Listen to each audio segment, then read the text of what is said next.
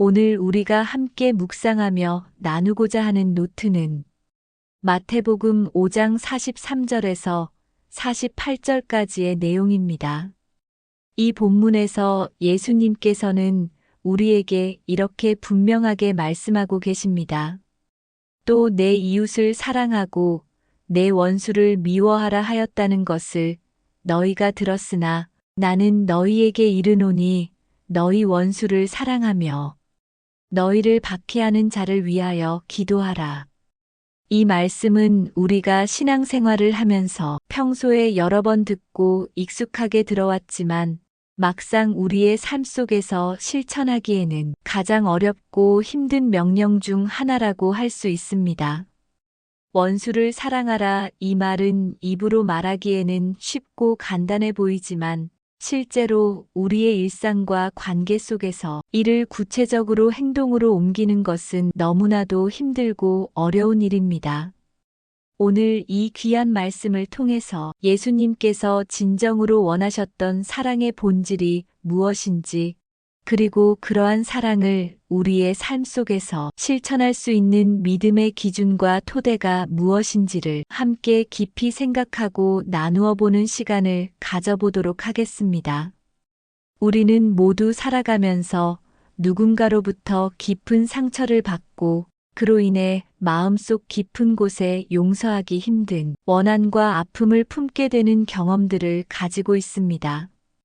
우리가 속해 있는 가족 공동체 안에도, 우리가 일하며 시간을 보내는 직장이라는 공간 안에도, 혹은 우리의 과거 삶 속에서 맺었던 여러 관계들 가운데에도 우리를 힘들게 하고 고통스럽게 만드는 그런 왼수와 같은 사람들이 분명히 존재합니다. 그렇기 때문에 예수님께서 우리에게 주신 원수를 사랑하라는 이 말씀은 우리의 현실적인 삶과 감정을 생각해 볼 때 너무나도 높고 도저히 도달할 수 없는 기준처럼 느껴지는 것이 사실입니다. 그러나 놀랍게도 바로 그 우리가 실천하기 어렵고 힘들다고 느끼는 말씀 속에야말로 복음의 가장 중요하고 핵심적인 가치와 진리가 깊이 담겨 있는 것입니다. 그 핵심 가치는 다름 아닌 조건 없는 사랑과 한계 없는 용서라고 할 수 있습니다.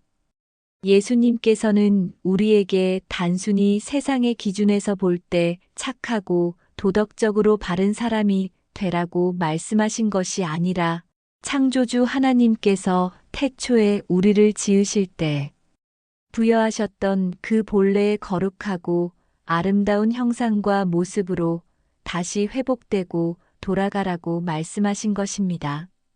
미국 워싱턴 DC에 있는 토머스 제퍼슨 기념관에는 흥미로운 이야기가 있습니다.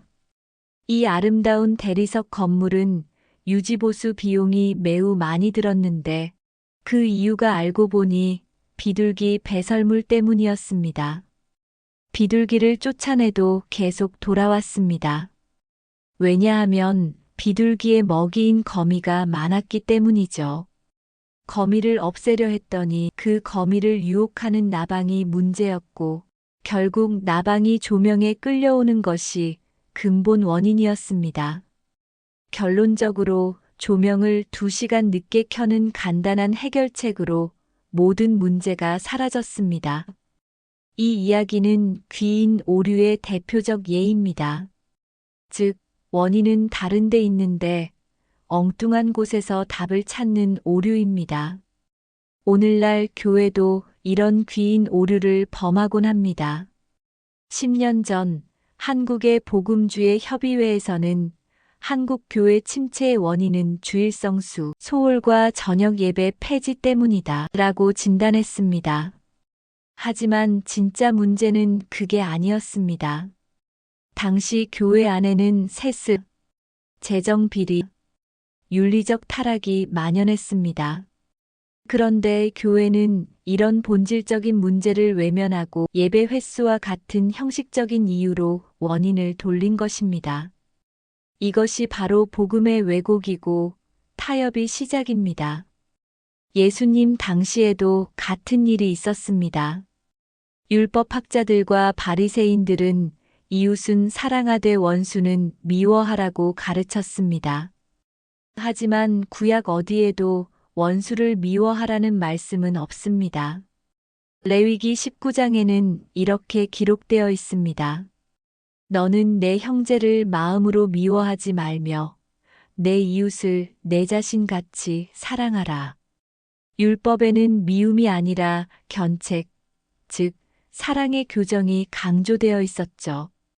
그런데 인간은 그것을 감당하기 어렵기 때문에 스스로 타협했습니다. 원수 사랑은 불가능하니까 그냥 미워해도 되지 않겠는가. 그 타협이 하나님의 말씀을 왜곡시켰습니다. 예수님은 그 왜곡된 복음을 바로잡으셨습니다. 아니다. 원수를 사랑하라. 하늘에 계신 너희 아버지의 온전하심 같이 너희도 온전하라. 여기서 온전하라는 말은 완벽해지라는 뜻이 아닙니다. 처음 만들어진 상태로 돌아가라는 뜻입니다. 하나님께서 처음 인간을 창조하셨을 때 그 마음에는 미움이 아니라 사랑과 용서의 성품이 있었습니다. 따라서 온전하라는 명령은 너의 본래의 모습, 하나님의 자녀다운 모습으로 돌아가라는 초대입니다. 그렇다면 어떻게 원수를 사랑할 수 있을까요? 그 해답은 십자가와 부활의 신앙 안에 있습니다. 예수님께서 십자가에서 죽으심으로 미움을 이기셨고, 부활로 생명이 사망을 이기셨습니다. 기독교의 핵심 가치는 바로 이것입니다. 생명이 사망을 이긴다. 선이 악을 이긴다. 사랑이 미움을 이긴다. 진실이 거짓을 이긴다. 이 믿음을 마음 깊이 새기면 우리도 원수를 미워하는 대신 사랑하려는 힘을 얻을 수 있습니다. 물론 단번에 원수를 사랑합니다라고 말하기는 어렵습니다. 그건 저도 우리 모두도 잘 안 됩니다. 그러나 조금씩 연습하며 나아갈 수는 있습니다. 누군가가 나를 힘들게 할 때, 그때 선이 악을 이긴다는 믿음을 떠올리십시오. 거짓으로 나를 공격하는 사람이 있을 때, 진실이 반드시 거짓을 이긴다는 확신을 가지십시오. 그 믿음이 우리를 지켜줍니다. 사랑하는 여러분, 복음은 우리가 듣기 좋은 이야기만 전하지 않습니다. 오히려 우리를 불편하게 하고 마음을 흔듭니다. 그러나 그 말씀이 우리 영혼을 살립니다. 하나님의 말씀을 세상의 기준에 맞추어 타협하지 마십시오. 복음의 핵심, 사랑과 용서를 잃지 마십시오. 그것이 바로 하나님의 자녀로서 온전하게 사는 길입니다. 주님, 우리가 주님의 말씀을 따라 옳은 길을 걷게 하소서. 타협하지 않고 주님이 창조하신 본래의 모습으로 살게 하소서. 이 땅에서 하늘의 사랑을 보여주는 사람들이 되게 하시고 십자가와 부활의 믿음으로 세상을 이기게 하소서. 예수 그리스도의 이름으로 기도드립니다. 아멘.